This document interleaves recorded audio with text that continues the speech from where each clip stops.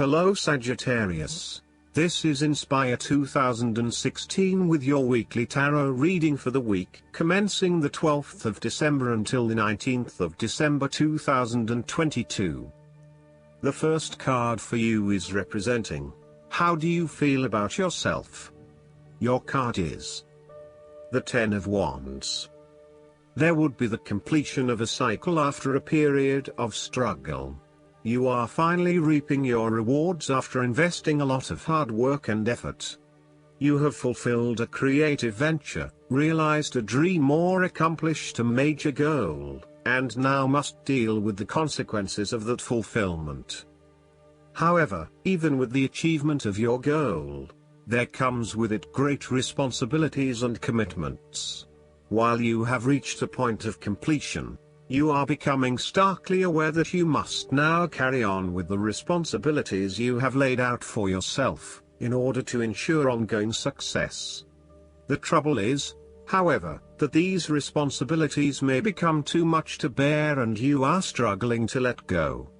It is a bit like the business owner who creates a flourishing business but who is unprepared to delegate some of her responsibilities to the staff, and ends up working 70-80 hours a week. The inspiration and creativity that was associated with the initial goal or vision rapidly disappears, and everything becomes hard work all too quickly. Thus, it is incredibly important to let go of or delegate some of your responsibilities in order to free you up to still enjoy life.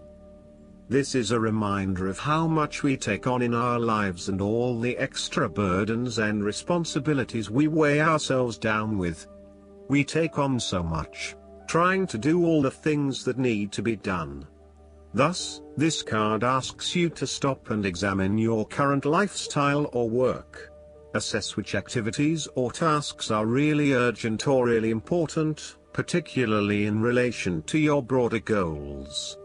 You may need to employ various time management or prioritization methods in order to determine where best to spend your time and which tasks you can drop. Your goal needs to be greater efficiency, whilst also freeing yourself up for rest and relaxation when you need it. This card can also mean that you are being oppressed by outside sources. You are overworked, overtired and overstimulated. You have more on your plate than you can possibly handle and you have taken on too much at this point in time. In an effort to get to the finish line, you have found yourself overwhelmed with the extra responsibility and activity. You need to stop working so hard. If you cannot stop, then conserve your energy and pace yourself. When you are overcommitted, everything becomes a strain. The second card for you is representing, what do you want most right now? Your card is the Two of Pentacles. What do you want most right now is to find balance between opposing desires and interests in your current relationship. Life will always be uncertain, yet if you can produce balance and harmony among all the demands upon you, you will ultimately live happily and in prosperity. Thus, the Two of Pentacles serves as a reminder to remain alert, agile and patient as you attempt to juggle your family, your friends, work, finances, health and new challenges. You need to be very clear on your priorities and where you want to invest your time and energy. There is a tendency to be distracted by day-to-day affairs and general busyness. So prioritizing your activities and carefully managing your time is essential. The Two of Pentacles brings you back down to earth and reminds you to not only focus on your broader life goals but to also make sure your day-to-day affairs are in order. This is a card of good time management and financial management, ensuring that your bills are paid on time, that you keep a record of all your appointments and daily commitments, etc. It may sound tedious having to focus your attention on these more mundane issues, but this card reminds you that sometimes getting on top of your daily affairs is as important as pursuing your broader life goals. Sometimes, The Two of Pentacles can indicate that there are problems and difficulties in the future. There may be obstacles erected which hinder the attainment of what you wish to pursue or obtain in life. The situation may cause undue worry, and again, you will be required to juggle your priorities and manage your time effectively to stay on top of the situation.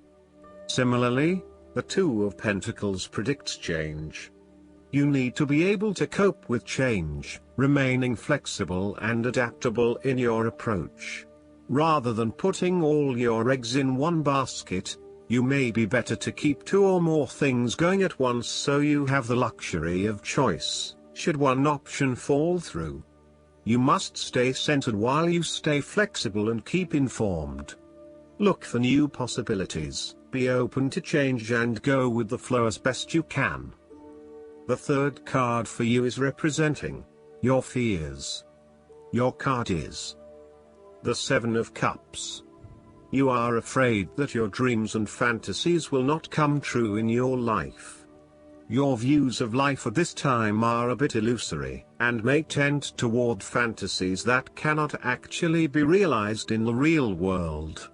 There is an unwillingness to deal with the day-to-day reality of life, and a need to get your head out of the clouds. You may be feeling unclear about what you are really searching for in order to become fulfilled. You may also be hiding something from yourself that probably has to do with your subconscious emotions. These illusions and diversions need to be stripped away and seen for what they really are. You are refusing to examine yourself and to ask yourself what will truly fulfill you. Instead of taking a few quiet moments to reflect, you are using every waking hour to consume yourself with the active pursuits of things which may or may not satisfy you. You need to stop and give yourself some time and space to think carefully about where your best intentions lie. On a more positive note, the Seven of Cups can indicate a time when you are finally breaking through a fog of confusion and illusion to focus on your chosen goal. With resolution and purpose, you are now setting your intentions and finding solutions. The fourth card for you is representing what is going for you. Your card is the Five of Swords. You are engaging in conflict or finding yourself disagreeing with others, leading to tension and hostility. Despite thinking you have won, you may still end up the loser because you have hurt or annoyed others and have subsequently isolated yourself. You try to pick up the pieces and act as if the conflict is now in the past, but others have now lost faith in you and do not want to be around you. This might be one of those times when it feels like everyone is against you and you may lose some friends along the way. You will need to make a decision about whether your point of view is so important to you that it is okay to put your relationship with others in jeopardy, or whether you can compromise and try to see eye to eye with others. If you have been aggressive in your struggles, then you will soon accomplish your objectives. However, if you have been passive, you may need to compromise on your personal interests, giving in to the wishes of the opposing force. You will feel that there are more obstacles ahead, and you will not want to face the ordeal you know you must if you are to have what you want or the way you want it. Overall, you are in for a struggle and there is more work or problems ahead than you are aware of now. Things will not go as well as they should, and you will have conflicts or clashes of will with others.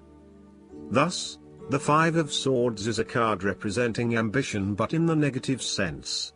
Too much ambition without regard to the consequences to yourself or others results ultimately in a situation of loss for everyone. You may be represented either by the callous winner or the dejected losers. In any case, there is a negative connotation. If your focus is solely on winning your goals at any cost, you will eventually discover to your own dismay that the price of winning may not have been worth the reward. Arrogance and pride often go hand in hand with a difficult triumph such as this, and you must be careful not to think you are invincible. You have overcome a challenge. And you have the right to feel proud, but know that there will be other rivals to face and that some of them will eventually defeat you. Boasting to others that you are invincible is an invitation for someone to prove you wrong. If your victory was won through cheating or unethical conduct, beware of an attempt at vengeance. The Five of Swords can relate to a betrayal or sneak attack by someone you trust and do not suspect as your enemy. There may be an unfaithful partner or a jealous person in your life who is sabotaging you behind your back. Look to other court cards in the reading to understand who may be working against you. You must be very careful whom you trust at this point in time because you are vulnerable to attack and gossip. The advice of the Five of Swords is to pick your battles. You may be tempted to fight every conflict to ensure you get your way, to prove that you are right, or to defend yourself when you are feeling challenged or threatened by another person. However, most experts agree, choosing your battles wisely is a much better way of life than battling out every disagreement. Not only will picking your battles lead to a more peaceful existence, it is also more likely to strengthen your interpersonal relationships. The fifth card for you is representing what is going against you. Your card is the Three of Swords. You have recently gone through a difficult patch where perhaps a relationship has ended or has experienced challenging times, a loved one has passed, or you felt hurt from a situation that affected you deeply.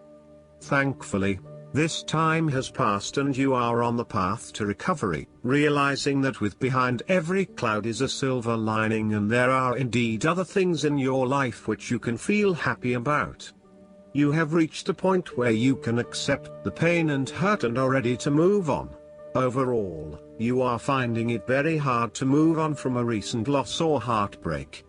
This card suggests that inside you are still suffering emotionally from a previous loss and need to go through an emotional purging process to allow yourself freedom from your past. You are doing your best to leave this behind and make a new life, but it is still a long journey ahead. Be careful that you are not getting stuck in the moment of grief, and instead you are focused on leaving behind your past and embracing new opportunities. It is always hard to bear the pain of separation or understand why you have been inflicted with such sorrow. Learn to accept your situation so that the healing process will not become blocked. Allow yourself to experience the pain, give yourself the right to grieve and release the heartache. Let it go, and then, once the upset, pain and tears have gone, open the door to new experiences. If you are experiencing challenges in your relationships, the Three of Swords serves as a reminder to be the peacemaker. Never be afraid to say you are sorry. Always think before you speak so that you will not later regret what you have said. The last card for you is representing the likely outcome that you may have. Your card is the Two of Swords. You are currently being faced with a difficult decision, but you are attempting to hide from it and pretending to yourself and others that if you ignore the decision long enough, it will go away of its own accord. However, the decision will not go away simply by your willing it to depart. Your conscience will eventually force you into facing your refusal to deal directly with the situation. The Two of Swords therefore serves as a reminder that life's decisions are frequently quite difficult and raise the possibility of painful consequences.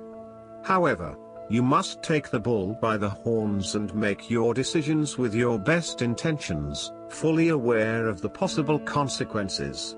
Avoidance will ultimately lead to a greater conflict. The blindfolded woman in this card is also an indication that you lack the information you need to make the right decisions at this time. You may be missing something, such as threats or potential risks, alternative solutions, or key pieces of information. Once you are able to remove your blindfold and see the situation for what it really is, you will be in a much better position to determine your path forward. Research your options more widely, seek outside opinions and feedback, and ask yourself what you are missing here. Why is this decision so challenging to make? What extra information do you need? The Two of Swords often represents a stalemate where there is no winner or loser. You may be at loggerheads with another person and failing to see each other's points of view. What is needed is a truce, where you either agree to disagree or you seek to understand each other's points of view before coming to a final solution. Thus, not only does this card represent potential conflict through a stalemate, it also represents making peace through a truce. Similarly, the Two of Swords can reflect indecision and being at an impasse with regards to an important matter. Again, there is only so much that you can try to put off. At some point or another, you are going to have to make a decision or have a point of view in order to get things moving again. Last but not least, the guidance card for you is the Bard.